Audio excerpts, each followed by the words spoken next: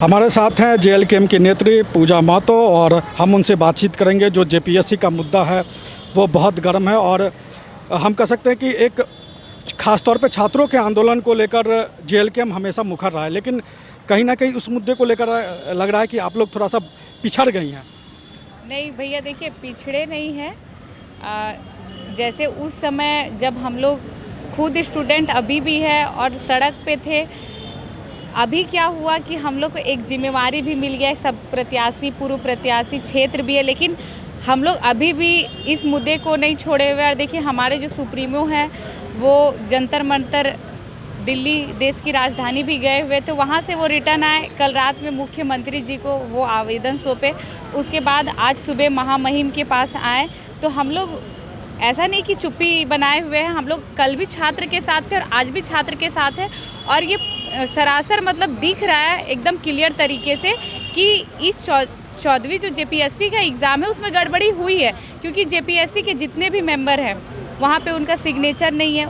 आप रिज़ल्ट जारी कर देते हैं और प्री का एग्ज़ाम जो है उसका रिज़ल्ट आया ही है कि मेंस के एग्ज़ाम मतलब बहुत कम समय में आप मेंस के एग्ज़ाम के लिए भी तैयार हो गए, जो कि कम से कम 45 दिन का स्टूडेंट को तैयारी के लिए समय देना चाहिए। इस दोनों के बीच 45 दिन का गैपिंग होना चाहिए, वो नहीं है।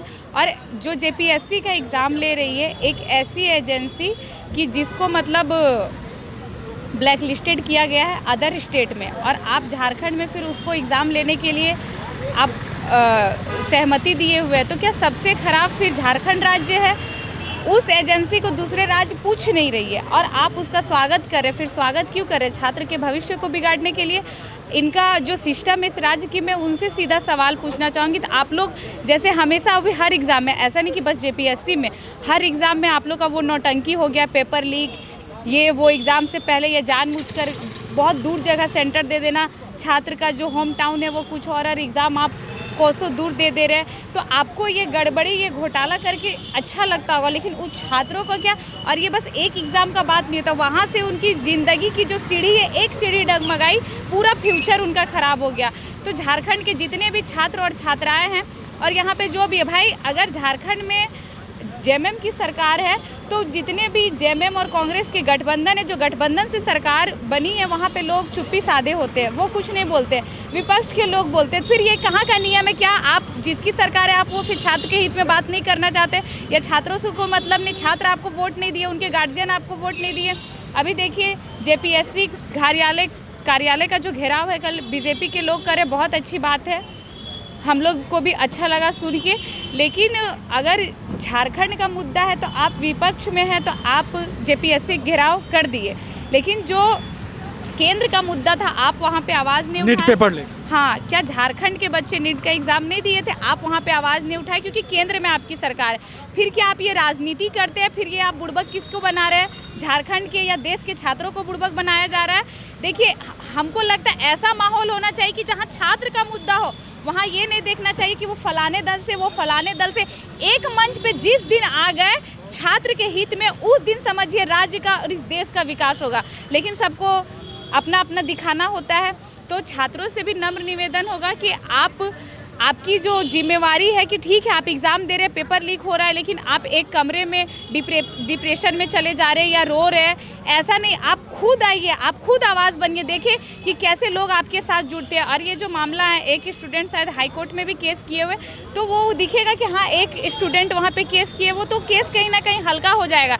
एक आवाज़ ने, हम ही लोग बचपन से वो कहानी सुनते आते, एग्जाम्पल देते, एक लकड़ी होती है उसको तोड़ना ईजी होता है, लेकिन वहीं इकट्ठा लकड़ी है तो उसको तोड़ने में दिक्कत होता है। तो जब हम लोग इकट्ठे में रहेंगे, एक पावर रहेगा, तो देखिए अभी क्या होगा कि जैसे मेंस का एग्ज़ाम होने वाला है, सरकार को आप आवेदन कर रहे हैं या हाई कोर्ट में केस कर रहे हैं, सरकार अभी कुछ कार्रवाई नहीं कर रही है। अब मेंस का एग्ज़ाम के लिए हो जाएगा तब सरकार कार्रवाई करेगी। तो फिर जो बच्चे एग्ज़ाम दे जाएंगे, जो चीट हो चुका है, फिर आप उसमें सवाल क्या कीजिएगा? फिर वो स्टूडेंट वहाँ पे बोलेंगे कि हमारा क्या दोस्त, हम तो एग्ज़ाम दे दिए, वो सिस्टम का दोस्त है। फिर सबसे बुड़बक कौन है? झारखंड के छात्र। सरकार को तुरंत एक्शन लेना चाहिए। जब लोग वहाँ पे बोल रहे गड़बड़ी है, भाई कोई अंधा कानून नहीं है। अंधा कानून तो आप सबको बनाए हुए कि कटअप जारी किए बिना आप रिजल्ट दे दिए। वो भी एक स्टूडेंट ऐसा है कि वो 48 क्वेश्चन ही शायद वो बनाए हुए जो चल रहा है, उसके बाद उसका मेंस में आ भी गया कि वो एग्ज़ाम में बैठेंगे। तो ये सरासर अंधा कानून है, अंधा राज्य में मतलब जो सरकार है वो गूंगी बहरी बनी बैठी है। तो स्टूडेंट का ये है, और जितने भी छात्राएं हैं उनसे भी ये कहना होगा, आप डरे नहीं कि हम स्टूडेंट हैं, हम एक लड़की है, हमारा क्या होगा। आप याद करिए सावित्री बाई फुले का इतिहास कि एक महिला सबसे आगे आई, तो आप भी आगे आइए और हम सब बहनें मिलकर, हम सब भाई मिलकर, क्योंकि आज हमारा भविष्य गड्ढे में जा रहा है, तो झारखंड को हम इसी स्थिति में नहीं छोड़ देंगे, या हमारे देश को हम इसी स्थिति में नहीं छोड़ देंगे। तो सबसे नम्र निवेदन, और हमारी पार्टी द्वारा जल्द ही कुछ आगाज होगा, एक नई रणनीति आज से बनेगी, और जल्द ही हम लोग शीघ्र एक उग्र आंदोलन में इस राज्य में जेपीएससी के मुद्दे में झारखंड के छात्र की आवाज़ बनकर झारखंड के भविष्य के लिए हम लोग ज़रूर लड़ेंगे। आप तो लगातार इतना बोल दी कि मुझे सवाल पूछने का मौका नहीं मिला, लेकिन एक बात बताइए कि ये जो एग्रेशन अभी आप में देख रहे थे, वो एग्रेशन अभी जेएलके में खासतौर पर जब से आपकी पार्टी के नेता जयराम महतो विधायक चुन के आए, तो एक बदलाव हमें लगा है जेएलके में, क्योंकि जेएलके में तो खासतौर पे जयराम महतो जो है वो छात्रों के मुद्दे पे, आप लोग सभी लोग अब जो पार्टी से जुड़े हुए हैं सब लोग छात्रों के मुद्दे पर बहुत एग्रेसिव होते थे, लेकिन वो एग्रेशन कहीं ना कहीं अब थोड़ा सा धीमा दिखता है। आपको लगता है कि जैसे बीजेपी प्रदर्शन कर रही है उस तरीके से आप लोग नहीं प्रदर्शन कर रहे हैं? ऐसा कुछ भी नहीं है। हमारा कुछ दिन पहले ही, मतलब कुछ मंथ पहले, जो स्कॉलरशिप राज्य सरकार राज्य के छात्रों को नहीं दे रही थी, तो हमारा सरकार के विरोध में एक पैदल यात्रा भी चला था, जो डुमरी से लेकर राजधानी विधानसभा तक गया था। तो हम लोग कहाँ शांत है, या हर छात्र के मुद्दे में, और छात्र हो, झारखंड के शोषित पीड़ित मजदूर हो, सबके साथ हम लोग हैं। और देखिए, समय समय की बात है कि जब जैसा होता है सिचुएशन, उसके हिसाब से तो हम लोग आवाज़ उठाते ही है, और हमेशा राज्य के हर एक मुद्दे पे हम लोग हमेशा आवाज़ उठाएंगे और डट कर खड़े रहेंगे लड़ने के लिए। कभी किसी सिचुएशन से हम लोग घबराएंगे ना, किसी से डरेंगे, क्योंकि ये जो आवाज़ है, ये आवाज़ लोग हमें, कि हम लोग मुखर रूप से बिना डरे, ये निडर होकर ये पार्टी ये आवाज़ उठा रही है, तो ये आवाज़ जिस दिन बंद हो जाएगी फिर लोग किस पे भरोसा करेंगे। आखिरी उम्मीद जेएलके में बची हुई है, और जेएलके में हमेशा इस राज्य के जितने भी छात्र हैं ये, या इस राज्य के जो भी मुद्दा है, उनके साथ खड़ी है। जेएलके 2029 में आप जेएलके को कहाँ देख रही है? क्योंकि ये जो 2024 का चुनाव हुआ वो आप लोग का पहला चुनाव था, आप भी चुनाव लड़ी थी, कई सीटों पर आप लोगों ने अच्छी खासी टक्कर दी, लेकिन 2029 को लेकर आप लोग क्या सोच रहे हैं? और 2024 में ये भी माना गया कि आसू पार्टी के एक विकल्प के रूप में जेएलके आई है, जयराम महतो सुदेश महतो के विकल्प के रूप में।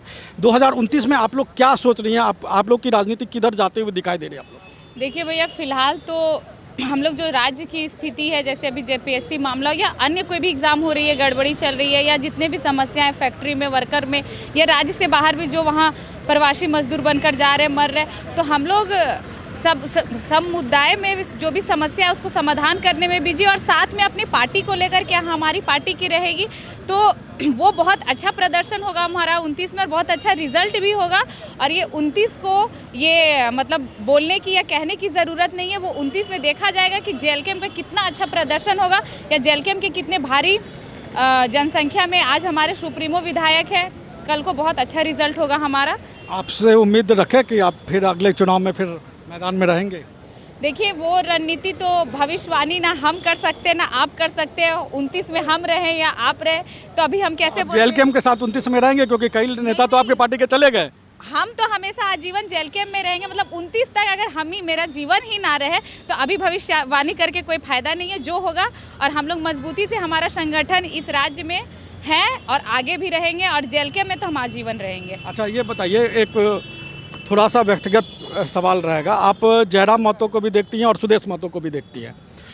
आपने सुदेश महतो की, हम सभी लोगों ने राजनीति देखी, दोनों की राजनीति में आपको जो बड़ा अंतर नज़र आता है वो क्या आपको नज़र आ रहा है दोनों की राजनीति में? देखिए, जयराम महतो हो या सुदेश महतो हो या अन्य पार्टी हो, सबका अपना अपना कार्य करने का एक अलग तरीका होता है, अलग। देखिए, दोनों को माना जाता है कि ये कुर्मी प्रधान जो है वो नेता, कुर्मी के नेता जो माना जाता है, भले आप इसके इनकार करें कि जयराम महतो हैं और सुदेश महतो, तो आप इन दोनों में क्या अंतर आपको देखते हैं उस परिप्रेक्ष्य में? इसमें बहुत ज़्यादा नहीं कहना चाहेंगे, बस यही कहना चाहेंगे कि जयराम महतो जो जी है, वो भी अपने तरीके से, वो आपको कहने की या हमको कहने की ज़रूरत नहीं है कि 2-2.5 साल के आंदोलन से लेकर लोकसभा चुनाव से लेकर विधानसभा चुनाव जो आपको रिजल्ट दिखा, तो ये दुनिया देख रही है, और उनका भी जो कार्य करने का तरीका है वो अपना भी सही है, क्योंकि वो भी अच्छे समय तक अपने विधानसभा में या इस राज्य के उप मुख्यमंत्री के रूप में रहे हैं। तो सबका अपना अपना तरीका है और आगे की रणनीति उनका, वो भी एक पार्टी के सुप्रीमो है, ये भी एक पार्टी के सुप्रीमो,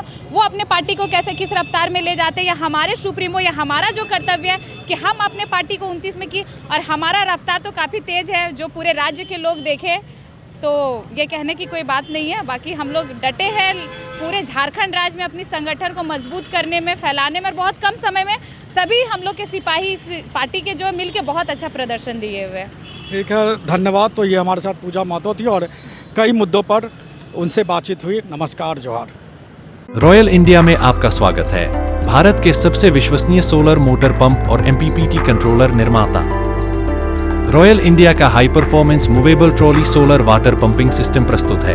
बेहतर दक्षता के लिए डिजाइन किया गया और आसानी से ले जाने योग्य। सरकारी परियोजनाओं के लिए अनुमोदित देश भर के कॉन्ट्रैक्टर्स और एजेंसियों की पहली पसंद।